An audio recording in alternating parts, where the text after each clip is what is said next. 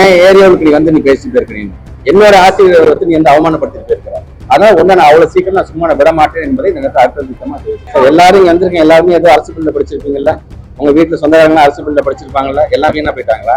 அரசு பள்ளியை குறை சொல்வது யாராக இருந்தாலும் ஒரு பள்ளிக்கல்வித்துறை அமைச்சராக கண்டிப்பாக நான் வந்து என்னுடைய கண்டனத்தை நான் கண்டிப்பா நான் தெரிவிச்சேன். என்ன மாதிரியான கல்ச்சர் இதுல ஆசிரியர்களை கொண்டாட ஒன்றுதான், நாங்க கொண்டாடுற மாதிரி யாரும் கொண்டாடுறோம். ஆசிரியர் தினமாக இருந்தாலும் சரி, ஒவ்வொரு முறையும் ஒவ்வொரு பள்ளிக்கூடத்துக்கு போகும்போது துறையினுடைய அமைச்சராக நானே வந்து ஒரு தலைமை ஆசிரியர் இருக்கையில் நான் அமர மாட்டேன். ஏன் டீச்சர்ஸோட சேர்ல கூட நான் உட்கார மாட்டேன், ஸ்டூடெண்ட்ஸ் எல்லாத்துக்குமே தெரிஞ்சதான். ஆனா என்ன மாதிரியான கல்ச்சர் இதுல போய் அவங்களோட பாதத்தை கழுவதெல்லாம் வன்மையா கண்டிக்கக்கூடியது. போன்ற ஒரு நிகழ்வு நடைபெறும் பொழுது அந்த நிகழ்வுகள் சார்பாக நம்முடைய உயர் அதிகாரிகள் மூலமாக, குறிப்பாக நம்முடைய இயக்குநர் தலைமையில் ஒரு என்கொயரி போடுறது நம்ம வழக்கம். அந்த என்கொயரி மூலமாக இமீடியட்டாக அதற்கு காரணமானவர் யார் என்பதை, ஏன்னா எழுத்துப்பூர்வமாக நடந்தது என்ன என்பதை முழுமையாக நாங்கள் தெரிந்து கொண்டு வித்தின் 3 to 4 டேஸ்க்குள்ளார காரணகர்த்தாவாக இருப்பது யாராக இருந்தாலும் எந்த தயவுதாட்சியும் இல்லாமல் அவர் மீது முழுமையான நடவடிக்கை துறை ரீதியாக அது நாங்கள் நடத்த போகிறது. அதனால்தான் இன்றைக்கு எந்த இடத்துல எங்களுடைய பிள்ளைகளுக்கு தவறான கருத்துக்கள் பதியப்பட்டிருக்கின்றதோ அதே இடத்தில் நாங்கள் முற்போக்கு சிந்தனையை கொண்டு நம்முடைய ஒரு தலைமை ஆசிரியராக 30 ஆண்டு காலம் பணியாற்றியவரை கொண்டு நம்முடைய பிள்ளைகளுக்கு எது தேவை என்பதை எடுத்து சொல்கின்ற விதமாக இன்றைக்கு கல்வி மட்டுமே சமத்துவ மலர்ச்சி மிகப்பெரிய ஆயுதம் என்கின்ற இந்த கருத்தை நாங்கள் வைத்திருக்கின்றோம். இது ஒரு புறம். தவறுக்கு யாரு காரணமாக இருந்தாலும் சரி, ஏற்கனவே தெரியும் கடந்த காலங்களிலே நடந்த பிரச்சனைகள், குறிப்பாக இந்த ஒரு சில பத்திரிகைகள் வாங்குகிறார்கள் என்கின்ற பிரச்சனை வந்தபோது உடனடியாக அதற்கான துறை ரீதியாக அவங்க ஆக்ஷன் எடுத்தோம்.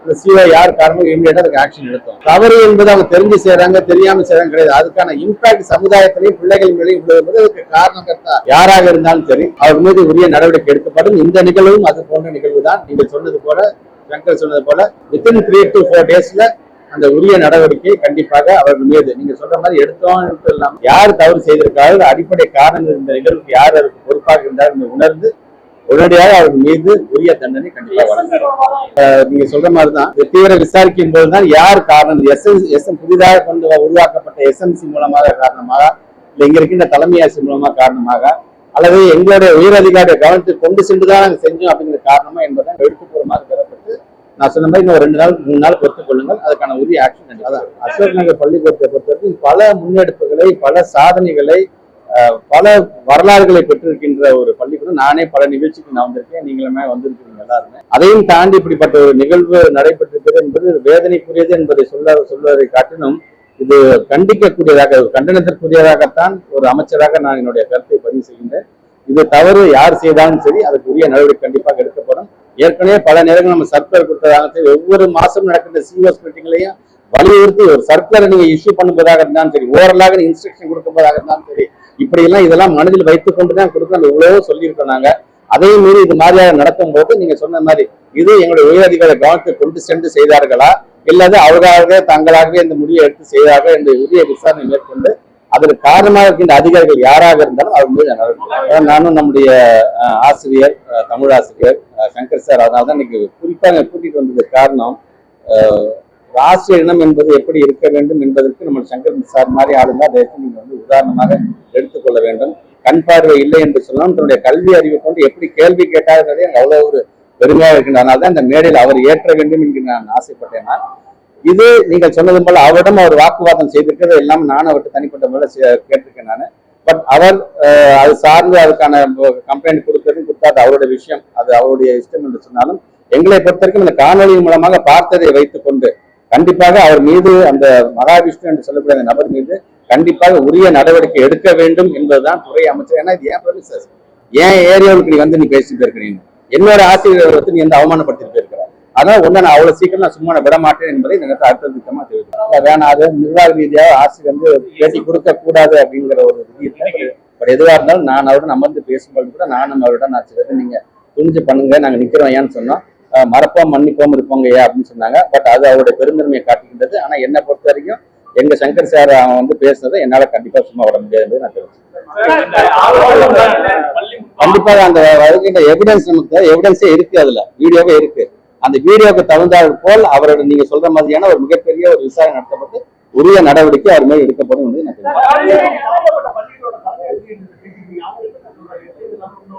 என்கொயரியில வந்துட்டு நான் சொல்றேன். உங்களுக்கு முன்னாடி பட்சத்தில் என்கொயரி பண்றது நிர்வாகத்துக்கு கிடையாது. இது ஏற்கனவே நம்முடைய அலுவலர் பெருமக்கள் தலைமையில இயக்குநர் தலைமையில ஏற்கனவே சொன்ன மாதிரி ஒரு விசாரணை நாங்கள் இது வந்து ஒரு நிர்வாக ரீதியாக எடுக்கக்கூடிய ப்ரொசீஜர் தான். ஆனால் அந்த ப்ரொசீஜர் வந்து காலம்லாம் தாழ்த்த மாட்டாங்க. நான் அவங்க சொன்னது 3 நாள் நான் சொல்லியிருக்கேன். அந்த 3 நாள்ல உரிய நடவடிக்கை யாராக இருந்தாலும் எடுக்கணும்.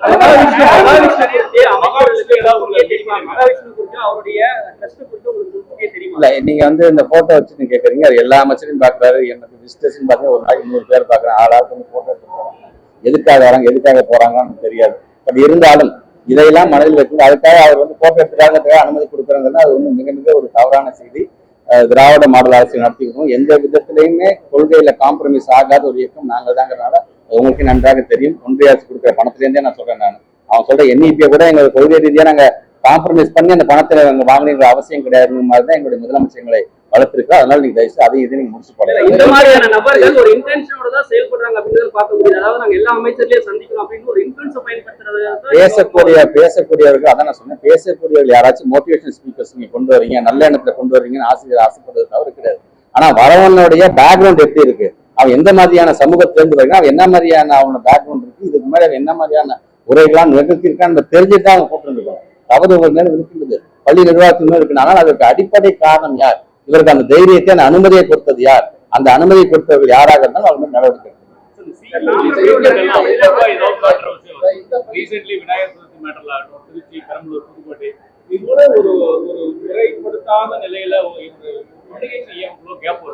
கேப்ல நீங்க சொல்ற மாதிரி அந்த விழா சம்பந்தமான 2 நாளைக்கு முன்னாடி அந்த சர்க்குலரை பொறுத்த வரைக்கும் என்வரான்மெண்ட் போர்டு ஜாயிண்ட் கமிஷனர் வந்து ஒரு சுற்றறிக்கை எடுத்திருக்காரு எல்லா கலெக்டருக்கும். கலெக்டருக்கு அறிக்கை வந்தப்ப மாவட்ட ஆட்சியர் என்ன பண்ண எல்லா COஸ்க்கு அதை அப்படியே ஃபார்வர்ட் பண்றாரு. இவங்க வந்ததுக்கு அப்புறம் அதை அப்படியே எல்லாத்துக்கும் வந்து இன்ஸ்ட்ரக்ஷன் கொடுக்குறாங்க. இது வந்து யாரு கரைக்க போறாங்களோ அவங்களுக்கு கொடுக்க வேண்டிய இன்ஸ்ட்ரக்ஷன். இதுக்கு எங்களை பள்ளி பிள்ளைங்களுக்கு சம்பந்தமே கிடையாது. ஆனா தேவையில்லாத இந்த விஷயம்லாம் வந்திருக்கணும். உடனடியாக அந்த என்வரான்மெண்ட் ஜாயின்ட் கமிஷன் மீது உடனே சீஃப் செக்ரட்டரி சொல்லி உடனே நீங்க ஆக்ஷன் எடுக்கணும். இவர் தவறுதலான காட்டக்கூடிய அந்த வழிகாட்டு மூலமா எங்களுடைய பள்ளி பிள்ளைங்களுக்கு இது போன்ற தவறுதலான ஒரு சர்க்குலர் நீங்க COs வழங்குறாங்கன்னு சொல்லி அதுக்கான ஆக்ஷன் எடுத்துருக்காங்க.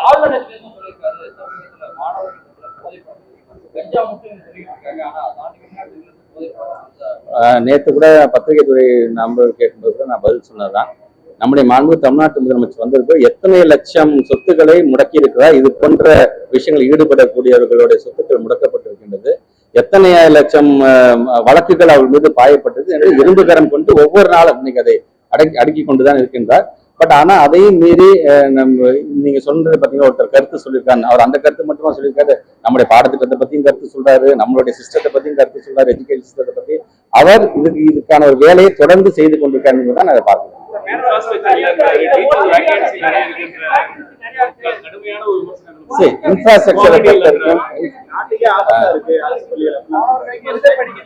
எல்லாரும் வந்திருக்கேன், எல்லாருமே ஏதோ அரசு பள்ளியில படிச்சிருப்பீங்கல்ல, உங்க வீட்டுல சொந்தக்காரங்க அரசு பள்ளியில படிச்சிருப்பாங்கல்ல, எல்லாம் வீணா போயிட்டாங்களா? அரசு பள்ளியை குறை சொல்வது யாராக இருந்தாலும் ஒரு பள்ளிக்கல்வித்துறை அமைச்சராக கண்டிப்பாக நான் வந்து என்னுடைய கண்டனத்தை நான் கண்டிப்பா நான் தெரிவிச்சுக்கிறேன். இது வந்து தயவு செய்து தெரிவித்து சொல்றேன். நீங்க மாநில பாடத்திட்டத்தையும் எங்களுடைய அரசு பள்ளியோட பிள்ளைங்களை பத்தி எங்களுடைய பாடத்திட்டத்தை பத்தியும் சொல்வது என்பது எங்களுடைய ஆசிரியர் பெருமக்களும் எங்களுடைய மாணவ செல்வங்களும் எங்களை அவமானப்படுத்துவதும் சமம். இன்னைக்கு எவ்வளவு பேர் நீங்க வந்து இப்ப ISROல இருக்கின்ற டைரக்டர்ஸ்ல இருந்து சரி, மயில்சாமி ஐயாவா இருந்தாலும் சரி, இப்படி ஒவ்வொருத்தரும் பாத்தீங்கன்னா எல்லாருமே ஏன் நேற்று நான் பேசும்போது சொன்னேன் 40வது சீஃப் ஜஸ்டிஸா நான் இருக்கிறேன்னு ஒருத்தர் இருக்கிறேன்னு சொன்னா நானும் அரசு பள்ளியில் படித்து வந்ததான் சொல்லும் போது இதெல்லாம் எங்களுக்கான பெருமை. இன்னைக்கு என்ன பொறுத்தவரைக்கும் ஏன் பத்திரிகை துறை ஊடகத்துறை சார்ந்த நண்பர்கள் வாயிலாக கேட்கிறேன் நான், எல்லா ஆசிரியர் பெருமக்களும் சரி, ஒவ்வொரு பள்ளிக்கூடத்திலிருந்து நம்முடைய பிள்ளைகள் என்னென்ன சாதனைகள் செய்திருக்கின்றார்கள், எந்தெந்த இடத்துல இன்னைக்கு உயர் பதவியில் இருக்கிறார்கள், யார் யாரும் ரிட்டையர்டான டீச்சர்ஸ் இருந்தா உங்களை பரவாயில்ல உங்களோட பதிவுகளை நீங்க கொடுங்க. அப்பதான் அரசு பள்ளிங்கிறது என்ன செஞ்சிருக்கு, தமிழ்நாட்டில் நாம் எப்படி முன்னேறி கொண்டிருக்கிறோம் என்பதை இந்த மாதிரி கருத்துக்களை யார் வைக்கிறார்களோ துறை சார்ந்து நாங்க வச்சா விட நீங்க அதை அரசியல் நீங்க சொல்றீங்க. அதெல்லாம் கடந்து ஒவ்வொரு ஆசிரியர் பெருமக்களுடைய வேண்டுகோளாக நீங்க உங்களுடைய பதிவுகளை நீங்க கொண்டு வாங்க. நீங்க பதிவுகளை கொண்டு வரும்போது தான் ஒட்டுமொத்தமாக நம்முடைய மக்களுக்கு, பொதுமக்களுக்கும் இன்னும் நம் மீது ஒரு நம்பிக்கை வரும். இது போன்ற கருத்துக்களை வைப்பவர் யாராக இருந்தாலும் அவருக்கு பதிலடியாக இருக்குமே தெரியும். கண்டிப்பாக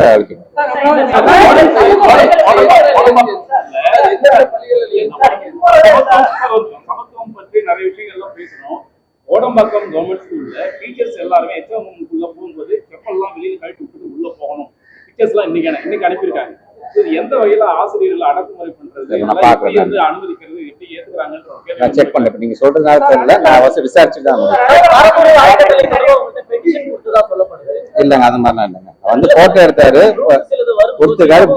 பார்த்தேன் நான் அந்த போட்டோ வச்சு தான் அவர் கேள்வியும் கேட்டாரு, அதுக்கு நான் பதில் சொல்லிட்டேன். நான் என்ன மட்டும் இல்ல பல அமைச்சர்களை பல அமைச்சர்களை பாக்குறது, அதுல வள்ளலார் சம்பந்தமான பாடப்புத்தகத்தை கொண்டு வள்ளலார் ஒன்றும் கெட்டவர்கள்லாம் கிடையாது, இந்த மாதிரிலாம் வரணும்னு சொல்லியிருக்காங்க. தவிர அது அப்படியே நம்ம வாங்கி நம்ம துறை ரீதியா கொடுத்துருவோமே தவிர துறைகளுக்கு என்ன அறிவுரை சொல்லுது, எங்களுடைய அலுவலர்கள் SCRT சார்ந்திருக்கின்றவர்கள் கண்டென்ட்டை பேஸ் பண்ணி அதெல்லாம் கொண்டு வர முடியுமா, இதுக்கும் அதுக்கும் சம்பந்தம் இல்லை.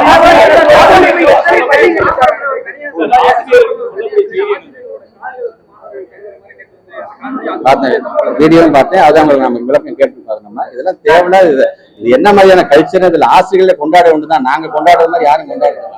ஆசிரியர் தினமாக இருந்தாலும் சரி, ஒவ்வொரு முறையும் ஒவ்வொரு பள்ளிக்கூடத்துக்கும் போகும்போது துறையினுடைய அமைச்சராக நானே ஒரு தலைமை ஆசிரியர் இருக்கையில் நான் அமர மாட்டேன். ஏன் டீச்சர்ஸோட சேர்ல கூட நான் உட்கார மாட்டேன், ஸ்டூடெண்ட்ஸ் உட்கார, எல்லாருக்குமே தெரிஞ்சதான். ஆனா என்ன மாதிரியான கல்ச்சர் இதுல போய் அவங்களோட பாதத்தை கழுவுதெல்லாம் வன்மையா கண்டிக்கக்கூடியது. இனி இது போன்று நடக்காத வண்ணம் என்ன மாதிரியான சர்க்குலர் கொடுக்கணும் கண்டிப்பா